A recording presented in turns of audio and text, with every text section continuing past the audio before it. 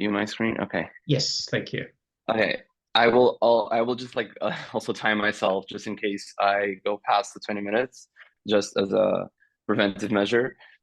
Hi, hello. My name is João Cardoso. I'm Portuguese. I'm a freshly minted PhD in health communication and transmedia and new media.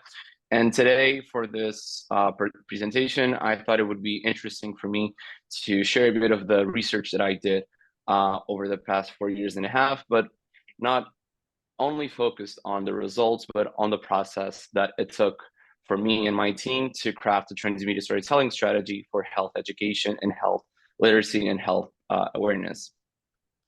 So just a quick overview. I would love to introduce myself to all of you because I'm kind of a someone that you do not know. So I graduated from biology in 2016 and quickly began a master's degree in cellular and molecular biology. And when I was conducting my thesis, I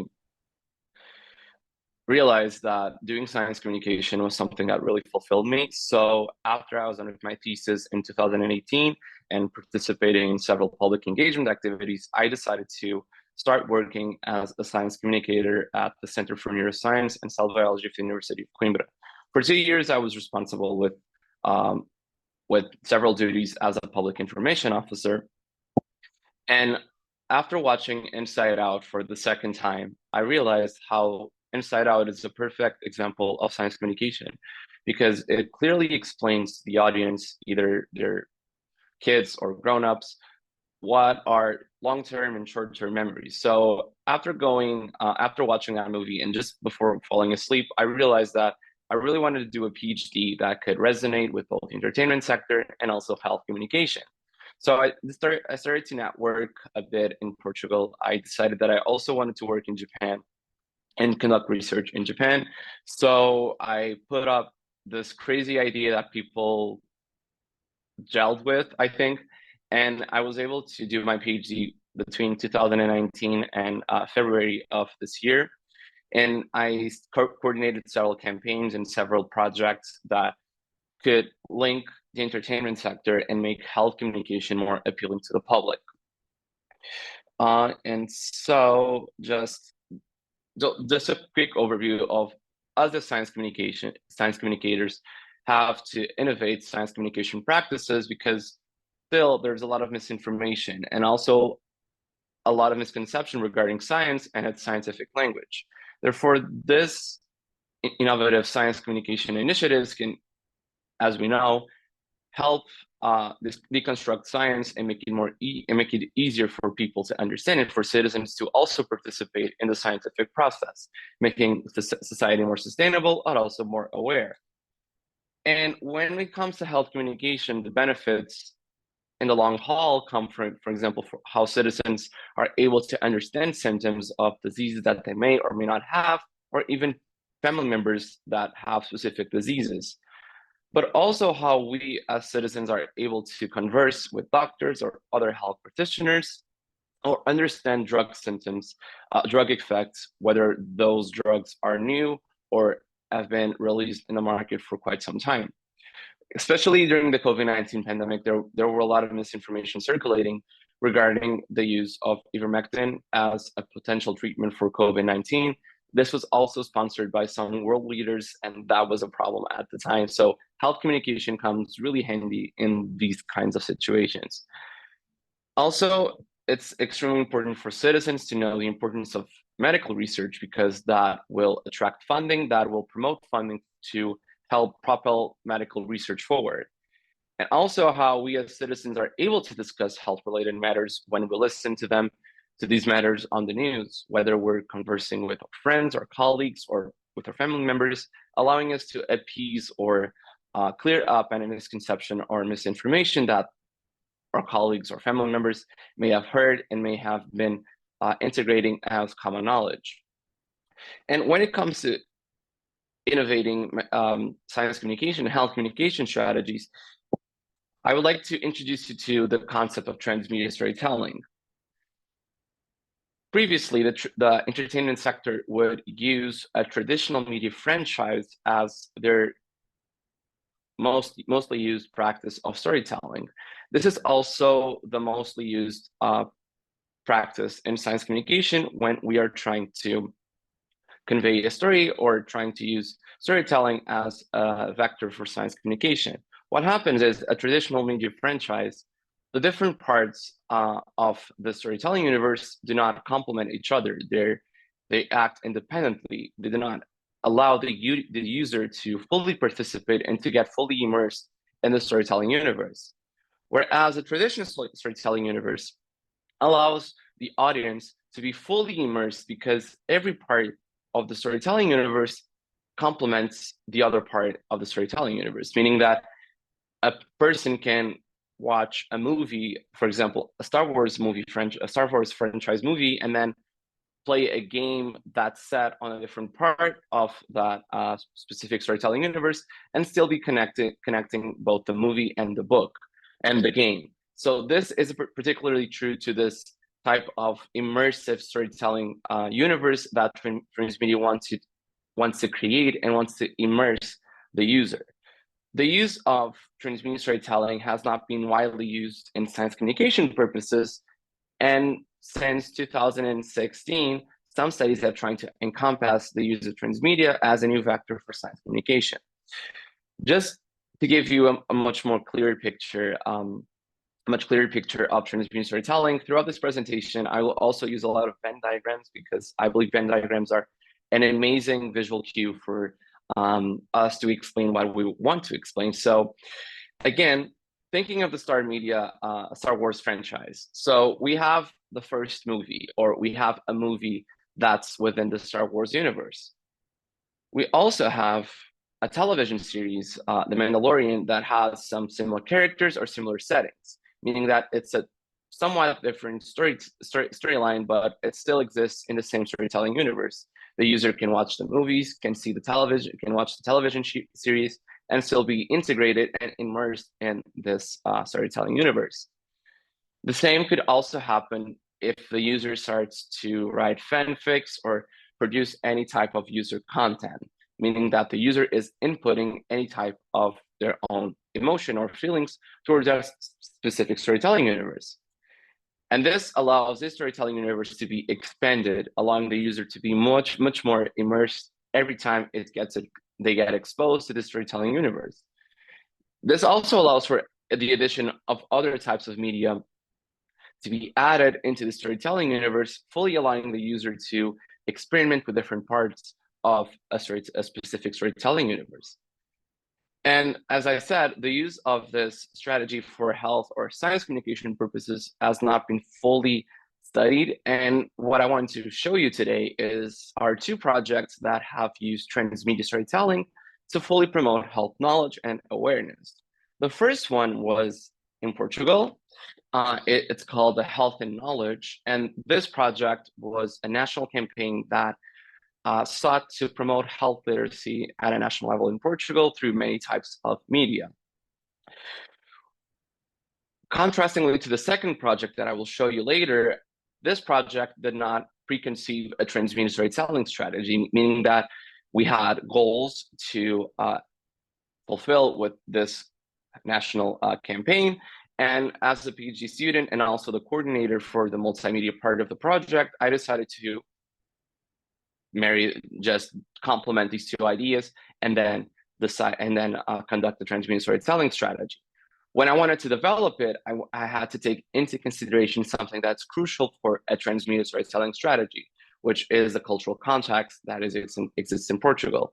We also had to take into consideration the themes that are within the Health and Knowledge project, and also the dissemination methods we had at our disposal at the time. So we decided to target myths and urban myths as our main storytelling points, and then use radio and animation as they're the most commonly used methods and media forms in Portugal, personalize the themes within the dissemination methods we had, henceforth creating our transmedia storytelling strategy. But how did we create this strategy? We had, at my research center in Portugal, we had a long-lasting relationship with biomedical researchers and also designers and other art practitioners, where we try to conduct as much as we can when it comes to interdisciplinary collaborations. So when we were crafting this transmedia storytelling strategy, we firstly had a contact with biomedical researchers and designers separately. We talked to the biomedical researchers and asked them, what kind of research would you like to convey? And then we talked to the designers and asked them, what kind of media form can you produce or help us co-produce? And after that, we started having joint meetings where we allowed biomedical researchers and designers to fully converse amongst themselves, fully clearing. And we as science communicators acted as the bridge between these two different field practitioners. We helped them understand each other's language and make a better interdisciplinary and also joint effort in order to create and craft the materials that would then be integrated into the transmedia storytelling strategy that we were developing. By the final contact, we were already contacting broadcasters that helped us release and also disseminate some of the materials that we had produced, whether television stations or radio stations, to help us promote the project and then allow viewers and users to know that this strategy was happening, this national health literacy campaign was happening, allowing the viewers to be almost coerced or dragged into the storytelling universe that we were creating at the time. Throughout this project, we produced 11 radio podcasts that fit the themes that were encompassed within the Healthy Knowledge Project: fertility, breast cancer, sleep, immunity, autism, brain development, rare diseases, Alzheimer's disease, microbiology, nutrition, and biotechnology. And to fully tie the knot on a much more cohesive storytelling universe, we then created the corresponding animations. And these animations were directly related to their radio podcast counterpart, but they were also within the same storytelling universe. Nonetheless, as I said, most of these materials were not preconceived to be fit into a transmedia storytelling strategy when we applied for this project. But we still managed to fit them in a transmedia storytelling strategy, although they were a bit more not as fictional, or they were much more informative, which is, I would say, it's a staple in science communication initiatives. Therefore, when we moved on to the second project, which is, well, apologies, when we wanted to apply for a much more fictional, much more appealing storytelling universe, we take into consideration a much less informative path when we were crafting our transmedia storytelling strategy. So in shortly, when we wanted to apply this transmedia storytelling strategy, what we had were the myths and also the stylistic similarities that existed between the materials that were produced, allowing the user to be fully immersed in this universe. So the Health Multiverse project happened for a year and a half in Tokyo, Japan.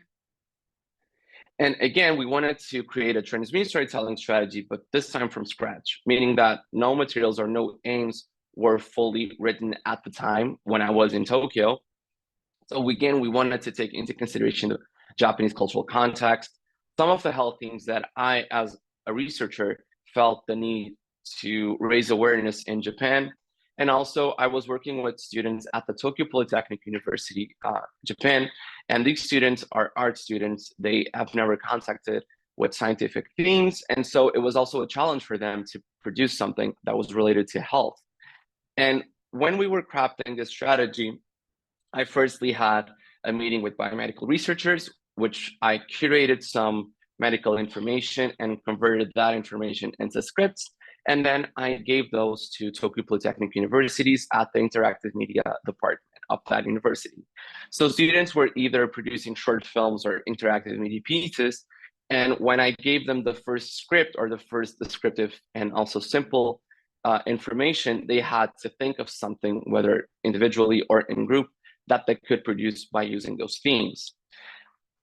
Contrastingly to Portugal, we also did a lot of participatory observation methodologies, meaning that for us to craft transmedia storytelling strategy, especially for me as a Portuguese person, for me to fully understand the Japanese cultural context, I had to go into the field and observe from afar what were the main key points that what had to be met with this transmedia storytelling strategy, but also contact with the Japanese students that I was working with. So after that was settled, I also integrated some part of the previously produced transmedia strategy into this one, and also had much more contact with the Tokyo Polytechnic University professors, as these students were not working voluntarily. They were working as they were working within this project because it was part of their evaluation. So we also had to have some validation when it came to specifics about the things that they were producing for this transmedia storytelling strategy. So we produced 3 short films within the 3 main themes that we wanted to target throughout the strategy, which were related to depression, related to Alzheimer's disease, and also related to heart diseases and stress and overworking. These short films were either linked by locations or characters, and they also had a connection to the interactive media pieces that we also produced, whether it was an interactive media piece about depression, for example, what does the room of a depressed university student look like, or what's the heart rate of someone that's becoming overweight or has a lot of stress. So these short interactive media pieces were tightly correlated with previously produced short films in order to have this immersive and also tied transmedia storytelling universe. So when we wanted to integrate these materials into a transmedia storytelling strategy, we also wanted to have something that could be expendable or could expend for other types of endeavors.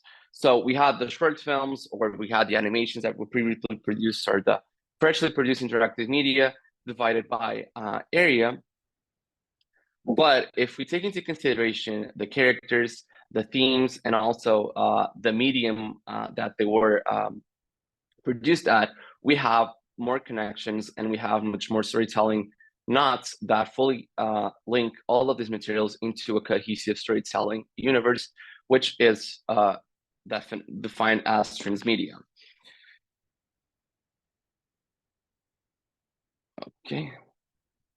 So this allows, apologies, this allows the user to fully experience all of these materials in a transmedia storytelling fashion, meaning that they can play this much more interactive game and then watch the short film that's related to job searching after university and also depression, and then watch a short film about the Alzheimer's disease that's also containing some characters, and this familiarity that exists between the materials fully helps the user feel a part of the universe, because the user can really choose what's the order that they want to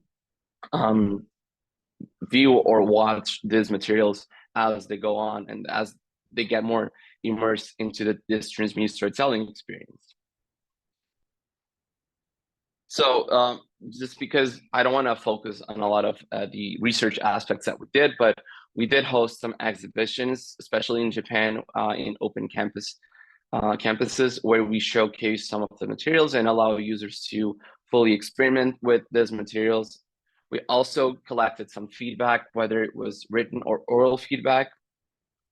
And I also performed for my PhD some data analysis, some evaluation sessions, and also other types of survey sessions where we could compare the efficiency and the efficacy of the strategy when compared to much more traditionally used strategy for science communication, which are more conventional, are more one modal, and do not focus on the storytelling universe aspect as much. So my take-home message, and again with the Venn diagrams, is as we are trying to innovate the science communication practices by also integrating much more scientific knowledge that can be useful for society, we should take into consideration the integration of other types of interdisciplinary collaborations, including designers or other types of practitioners that could participate and could help enrich the science communication process. Also, transmedia storytelling strategy could be widely used as something to promote health literacy or knowledge by either governments or non-governmental organizations or NGOs, and this could actually help society become much more present within the science communication and also the scientific process, leading to much more sustainable and more aware society.